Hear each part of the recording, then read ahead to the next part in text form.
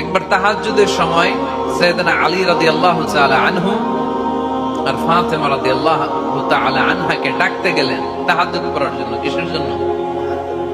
যে ডাকলেন, দরজায় কড়া নাড়লেন, আলী ওঠো, ফাতিমা ওঠো। কিন্তু সাইয়েদনা আলী রাদিয়াল্লাহু তাআলা আনহু বললেন কি জন্য উঠবো? আল্লাহ রাসূল সাল্লাল্লাহু আলাইহি ওয়াসাল্লাম বললেন তাহাজ্জুদের জন্য। আলী রাদিয়াল্লাহু তাআলা আনহু একটু কৌশল করে বললেন আমাদের রূহ তো আল্লাহর হাতে। রূহ কার হাতে? আল্লাহ যখন রূহ ফিরাই দিবে তখন ঠিকই উঠবো, পড়বো তাহাজ্জুদের নামাজ, পড়বো রূহটা ফিরে আসুক, পড়বো। একটু কৌশল করলেন। রাসূল সাল্লাল্লাহু আলাইহি ওয়াসাল্লাম এই কৌশলটারে পছন্দ করলেন না। রাসূল চাইছেন আমি বলা মাত্রই যেন উঠে যায়।